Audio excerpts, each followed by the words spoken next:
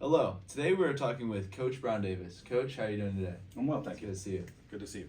Well, first I just want to say the team's off to a great start, outscoring the opponent 123 to 31 just after 3 games, and huge success in the early season, but a lot of games ahead.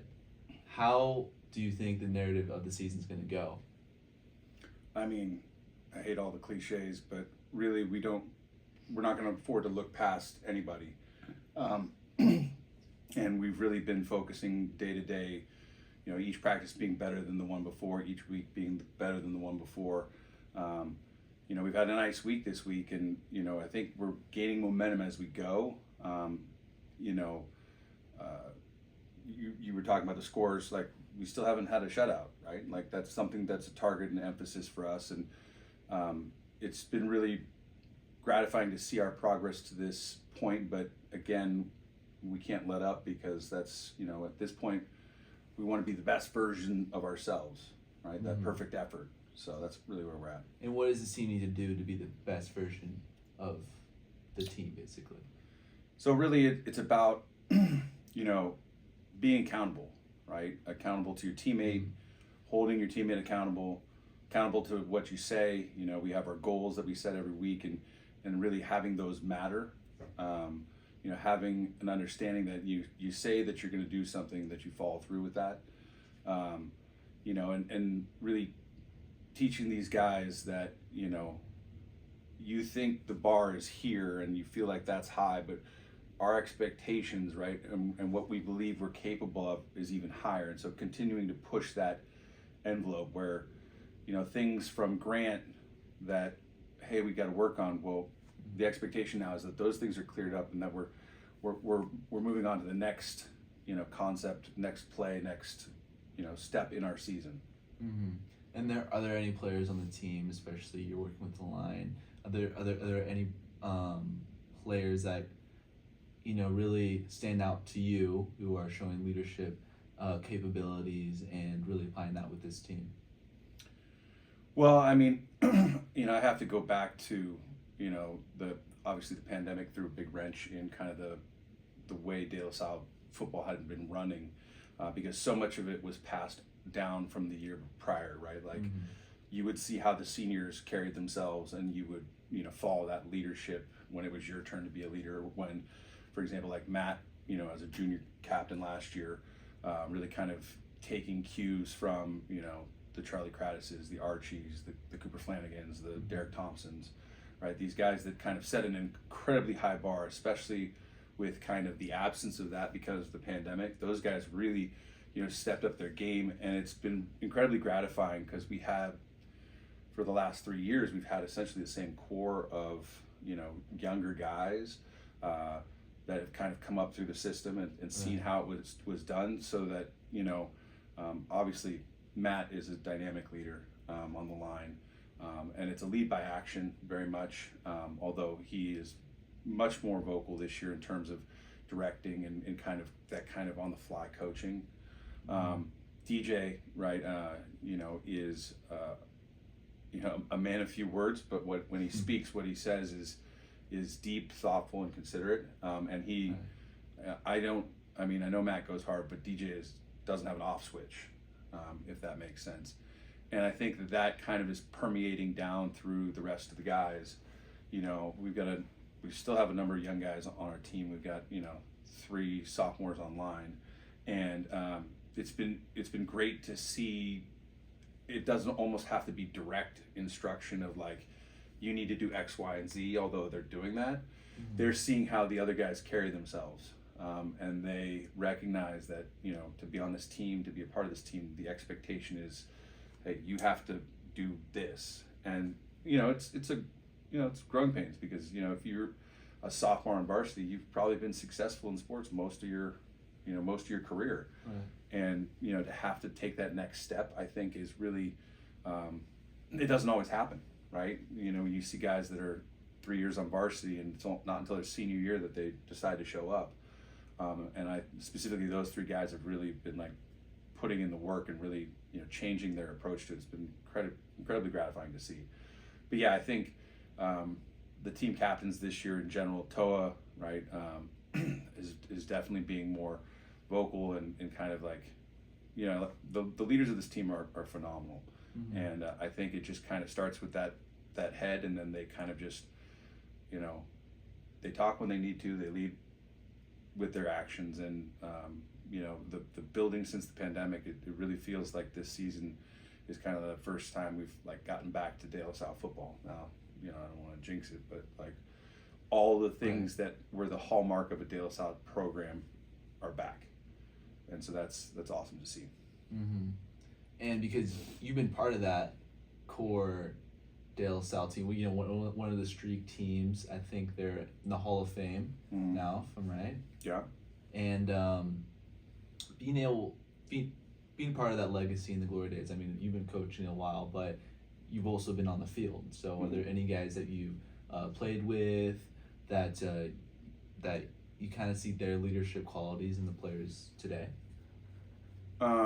Definitely. I mean, you know, Travis Pfeiffer was our D-end tackle, went on to play at Stanford, and he was one of the best leaders that our school has had. And I really, you know, like I said, I'm seeing that kind of initiative, direction, you know, because back in the streak, you know, the guys that were in front of me, the Gelderman twins, were these monstrous, you know, larger than life human beings, you know, and Coach DeBaino was the other linebacker who's just an unbelievable physical specimen. And here is a little like 180-pound, you know, guy. I'm expected to fill those shoes. And when it was in the streak, it wasn't like a question of if I can, it's I will do. Right. And it was that desire not to live up to the people that had come before you.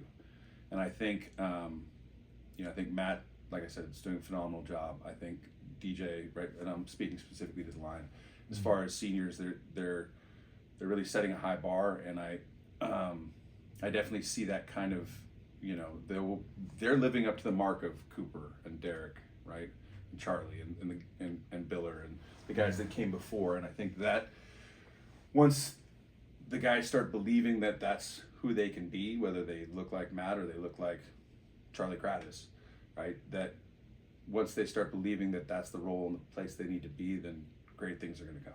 Right. Yeah. And you said that, you know, since the pandemic, the team has really shifted into what it means to be a Spartan football team, you know, and what the name De La Salle carries. That team has kind of, you know, gotten back to that legacy. And of course it's early in the season, but I think, as you said, there's a lot of leadership there. And with their success, what can you attribute to that with your coaching? And how has your coaching style developed, you know, over your time here at De La Salle, and how has it made this team fit that legacy description? Are you speaking like specifically to me, or are you talking to the coaching staff? Yes, like or how this applies to the coaching staff. Is there any different approaches they've taken over time? No, I think the last couple of years we've kind of had a lot of like flux with our staff, and guys coming, guys going. I think our staff as a whole right now is like, it's fun. It's a lot of fun to like be together, talk football, think football. I think that this staff is fantastic, you know, in terms of its synergy. I mean, for me, it's really interesting, right? Because I did linebackers for, I think my first season was 04. So this is my 20th season. And for 18 of them, I did linebackers and D coordinator. And so to go to D-line, I'm unbelievably blessed with the core group that I have, because they all have, right, they're all returners on the line. Some of them are 3-year returners on the line. And you know, I was actually joking with Coach Grania. It wasn't until like middle of August where I was like, I don't feel like a fraud. But no, I really appreciate, you know, all the support from our defensive coordinator, Ned, Coach Milan, Coach Allenbaugh, Coach Grania, they've all been doing it a really long time, and just being able to grasp the concepts. I mean, that I wish we could, as coaches, convey more easily, that understanding concepts of something makes everything a lot easier. I think just philosophically as a coach, right, and this works as a teacher too, is understanding, where the player, the student is at, and recognizing that not every player or student is the same, right? Where somebody might be fired up if you rip into them, others might, start to doubt themselves and sulk. But there is also obviously, a measure of coaching of that personality as well, right? If you're the kind that sulks when somebody is tough on you, well, in a game when there's pressure, right, we can't have that. So it's that, it's that coaching them on accepting feedback. It's also, right, finding ways to meet them where they're at. I think that's probably like the biggest thing that I've gotten out of my, 20 years of coaching and 15 of teaching, is that, like, you might have the most perfect plan, and then it's the old saying, right?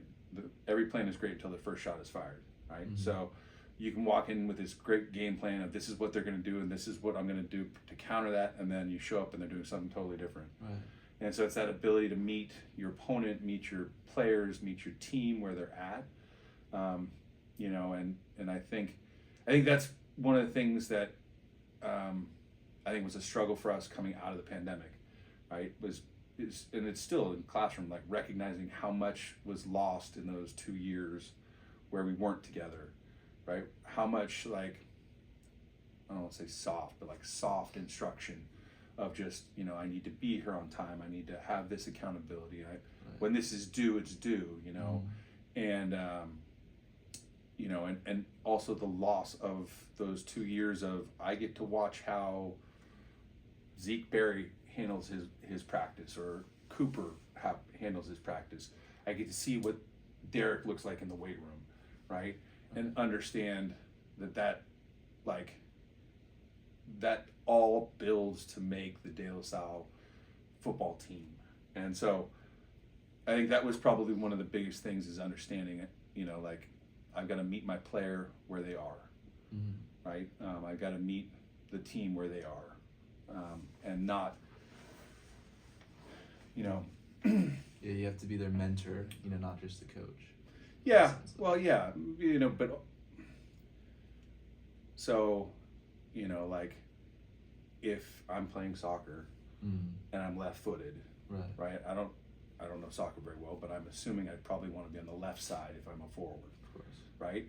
It's that understanding of, this is the skill set of this player, right? Let's work within the boundaries of that, or this is the emotional maturity of this player.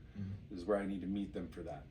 And it's the same with teaching. It's the same with parenting. It's just being able to recognize when it's working, when it's not.